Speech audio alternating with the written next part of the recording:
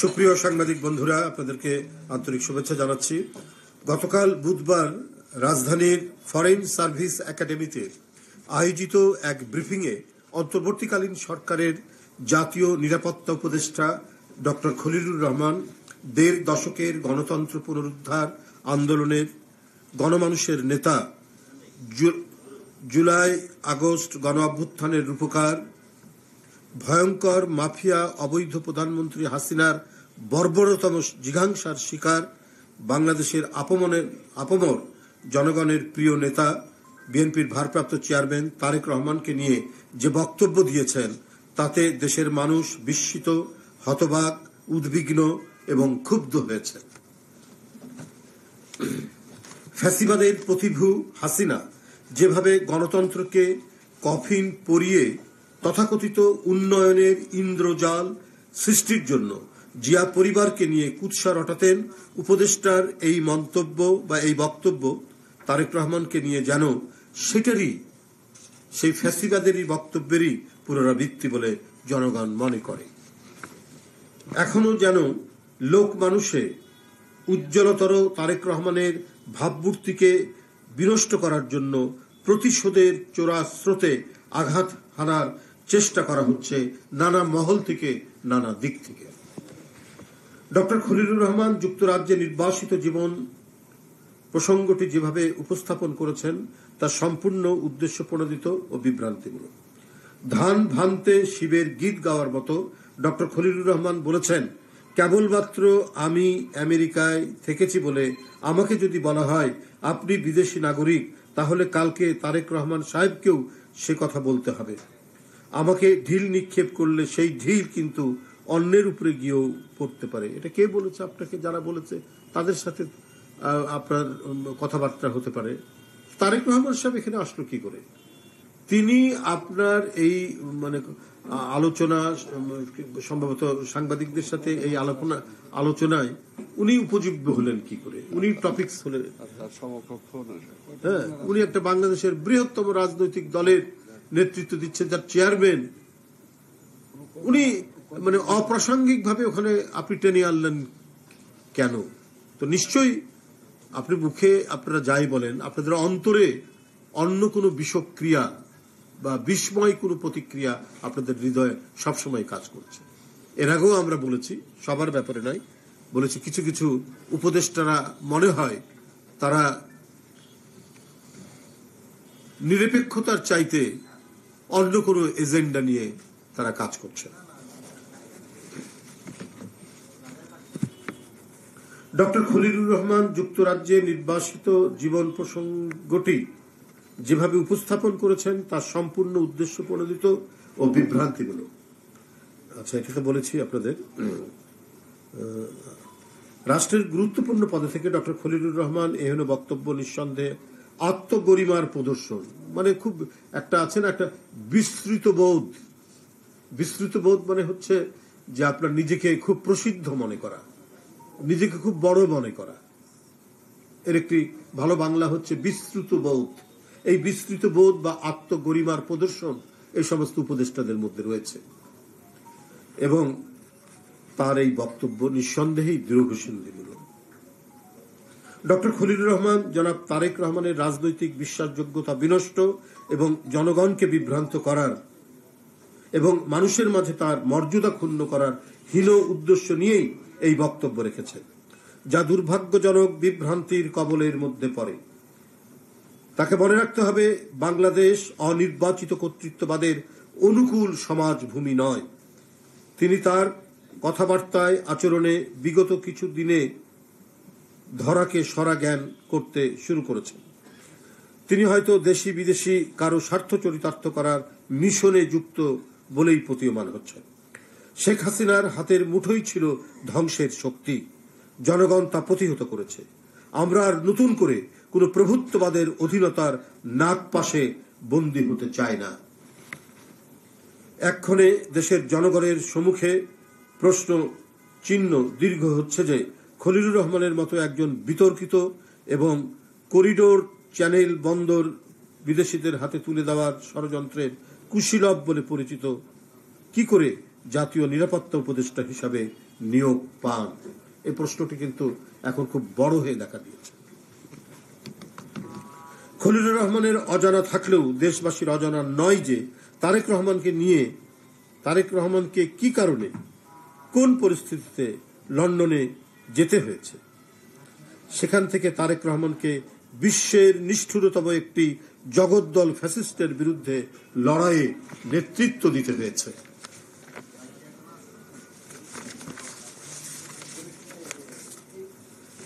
সুপ্রিয় বন্ধুরা, এটা সর্বজন বিদিত যে 1/11-এ তথাকথিত তত্ত্বাবধায়ক সরকার নির্মম হত্যা প্রচেষ্টা থেকে পঙ্গু অবস্থায় 2008 সালের সেপ্টেম্বরে উন্নত চিকিৎসার জন্য তারেক রহমান যুক্তরাজ্যে যান। তখন থেকে তিনি তার পরিবারের সাথে সেখানে বসবাস করছেন। বাংলাদেশ ত্যাগের পর জনাব তারেক রহমানকে রাজনৈতিকভাবে নিশ্চিহ্ন করার উদ্দেশ্যে বহু মিথ্যা সাজানো মামলায় জড়ানো হয়েছিল, যার মধ্যে তথাকথিত মানি লন্ডারিং একটি মামলা, জিয়া চ্যারিটেবল ট্রাস্ট মামলা, ঘোষিত অঘোষিত সম্পদ মামলা এবং 21শে আগস্টের গ্রেনেড হামলা মামলা ছিল অন্যতম। দেশের সবচেয়ে জনপ্রিয় এই নেতার অনুপস্থিতিতে ফ্যাসিস্ট হাসিনার নির্দেশে আওয়ামী ক্যাঙ্গারু আদালত তাকে সাজা দেয়।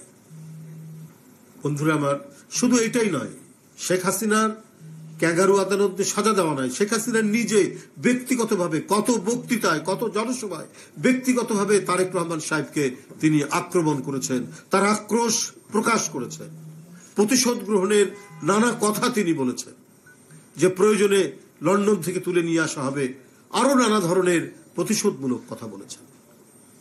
তিনি যে লন্ডনে ছিলেন, তারপরেও তার নিরাপত্তা নিয়ে দেশবাসী উদ্বিগ্ন ছিল। এতগুলো মিথ্যা মামলা দিয়ে যখন দেখছে যে তার কণ্ঠকে স্তব্ধ করা যাচ্ছে না, তিনি আজকের এই ডিজিটাল যুগে দূর থেকেও তিনি নেতাকর্মীদের সাথে যোগাযোগ করছেন, তাদেরকে উদ্বুদ্ধ করছেন এবং গণতন্ত্র ফিরে পাওয়ার জন্য তিনি তার সেখান থেকে নেতৃত্ব দিচ্ছেন। এইটাকে কোনোভাবেই টলারেট করতে পারেনি শেখ হাসিনা। আর শেখ হাসিনার মতো রক্তপিপাসু একজন নারী জনাব তারেক রহমানকে একেবারে পৃথিবী থেকে নিশ্চিহ্ন করার যে এজেন্ডা রাখেনি, তা আমরা কি করে বলবো? সেটা আমরা বলতে পারি যে তার কথাবার্তায়, তার বক্তৃতায়, তার আলোচনায়, তার ক্ষোভে, তার ক্রোধে তিনি এগুলো প্রকাশ করেছেন।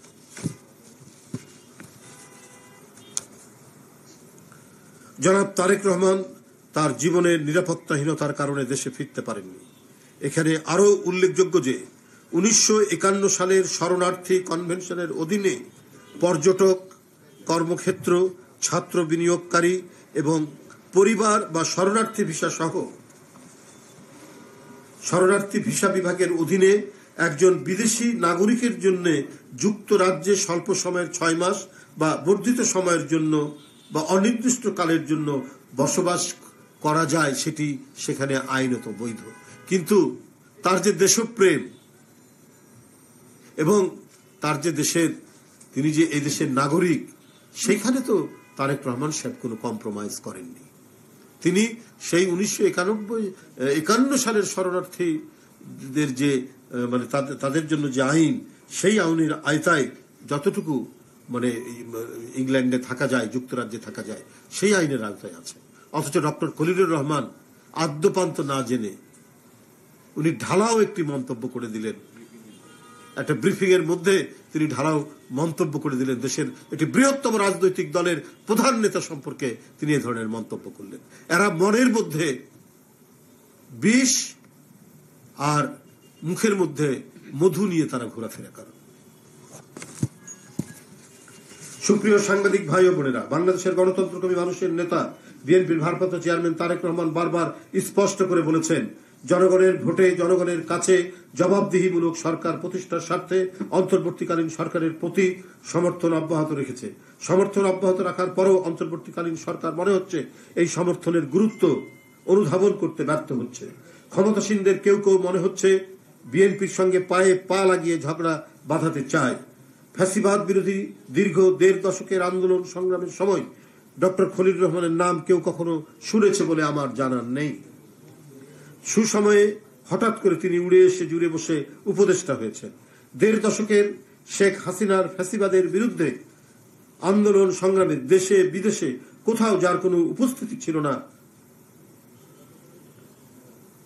না ছিল কোনো জোরালো বক্তব্য, তার কাছে দেশের নিরাপত্তা নিশ্চিত কিনা এসব নিয়ে জনগণের জানার অধিকার রয়েছে, কারণ তিনি হলেন নিরাপত্তা উপদেষ্টা। আর তিনি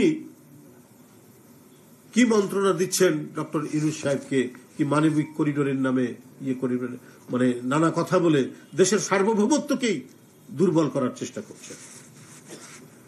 আমি প্রধান উপদেষ্টা ডক্টর মোহাম্মদ ইউনূস সাহেবকে বলতে চাই, আপনি এমন একজন ব্যক্তিকে জাতীয় নিরাপত্তা উপদেষ্টা বানিয়েছেন দেশের জন্য যার কোনো দৃশ্যমান অবদান নেই।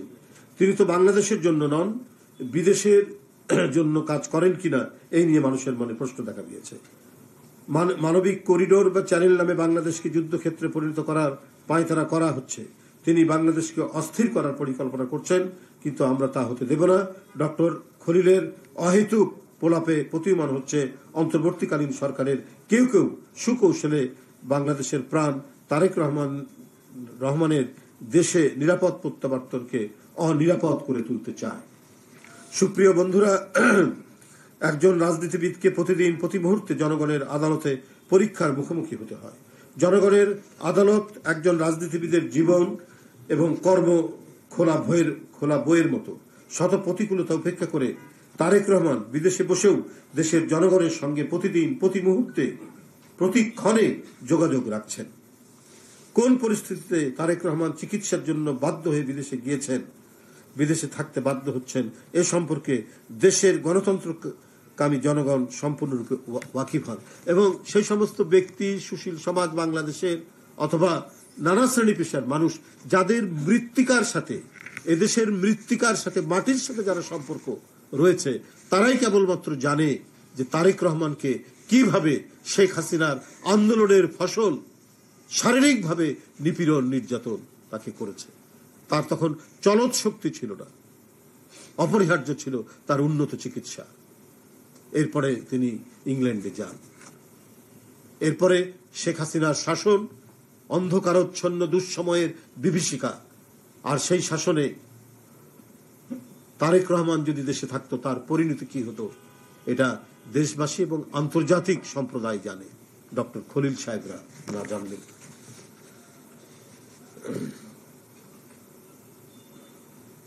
শেখ হাসিনার আন্দোলনের ফসলটা কি নির্দয় নির্মমভাবে তারেক রহমানের উপর অত্যাচার করেছিল তা দেশবাসী ভুলে যায়নি। বিদেশে থাকা নিয়ে পতিত পলাতক স্বৈরাচার প্রোপাগান্ডা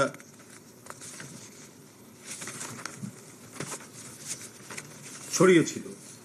সেই সময়েও বিএনপির পক্ষ থেকে বিদেশে জননেতা তারেক রহমানের অবস্থান সম্পর্কে জনগণকে বিস্তারিতভাবে জানানো হয়েছে। তিনি যদি দেশের মৃত্তিকার সাথে সম্পর্ক থাকতো তাহলে এই খবরগুলো তিনি রাখতেন। সুতরাং ডক্টর খলিল তার নিজের পক্ষে ওঠা প্রশ্নের জবাব না দিয়ে পলাতক স্বৈরাচারের মতো তারেক রহমানের বিপক্ষে প্রোপাগান্ডার পথ বেছে নিয়ে জনগণের দৃষ্টি ভিন্ন খাতে প্রবাহিত করার অপচেষ্টা জনগণ মেনে নেবে না। ফ্যাসিবাদের ১.৫ দশক ডক্টর খলিল কোথায় ছিলেন, কিভাবে ছিলেন, কোন দেশে ছিলেন, বিদেশে তার স্ট্যাটাস কি ছিল, ফ্যাসিবাদের বিপক্ষে তার ভূমিকা কি ছিল, অবশ্যই এ সকল প্রশ্নের জবাব জনগণকে জানাতে হবে। আমার বক্তব্য স্পষ্ট, রাষ্ট্র নিয়ে পরীক্ষা নিরীক্ষা করার সুযোগ নেই।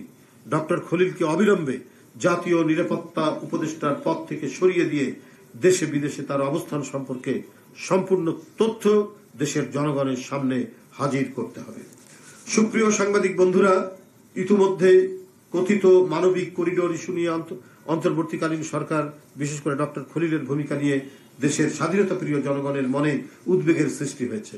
মানবিক করিডোর নিয়ে গত ১ মাসে অন্তর্বর্তীকালীন সরকারের এক একজনের এক এক রকম বক্তব্য, মনে হয় এই সরকার পথ হারিয়ে ফেলেছে। আমাদের কথা পরিষ্কার, এসব করার দায়িত্ব অন্তর্বর্তীকালীন সরকারের নয়। এসব বিষয় বিবেচনায় দায়িত্ব জনগণের ভোটে নির্বাচিত, জনগণের কাছে জবাবদিহিমূলক নির্বাচিত সরকারের। এই সরকারের নিরপেক্ষতা এবং সরকারের পরিচালনার সক্ষমতা নিয়ে জনমনে প্রশ্ন সৃষ্টি হয়েছে। অবিলম্বে এই সরকারের যাদের সম্পর্কে জনমনে সন্দেহের সৃষ্টি হয়েছে তাদের সম্পর্কে জনসম্মুখে বিস্তারিত তথ্য জনগণের সামনে উপস্থাপন করুন। তারেক রহমানকে নিয়ে ডক্টর খলিলের বক্তব্য গণতন্ত্রের স্থায়ী নিরাপত্তা ও ঐতিহাসিক সার্থকতার প্রতি বিদ্বেষ পরায়ণ। আমি ডক্টর খলিলের গতকালকের যে বক্তব্য বাংলাদেশ জাতীয়তাবাদী দলের ভারপ্রাপ্ত চেয়ারম্যান জনাব তারেক রহমানকে জড়িয়ে আমি এর তীব্র নিন্দা এবং প্রতিবাদ জানাচ্ছি এবং বক্তব্য প্রত্যাহার করার জন্য আহ্বান জানাচ্ছি এবং আমি অন্তর্বর্তীকালীন সরকারের প্রধানকে জানাতে চাই এই ধরনের বিতর্কিত ব্যক্তিদের উপদেষ্টা পরিষদে রাখলে পরে সরকারের জন্য সুনাম বয়ে আনবে না। অবিলম্বে তার পদত্যাগ দাবি করছি। ধন্যবাদ সবাইকে। এই সংক্রান্ত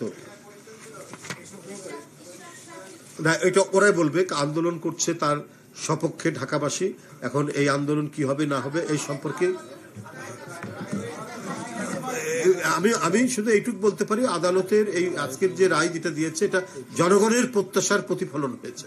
আর আন্দোলন নিয়ে আর কি ব্যাপার কি হতে পারে এটা ওরা ওখানে ঘোষণা দেবে, যারা এই আন্দোলন নেতৃত্ব দিচ্ছেন, যারা আন্দোলন কার্যকর করছেন তারাই। ধন্যবাদ।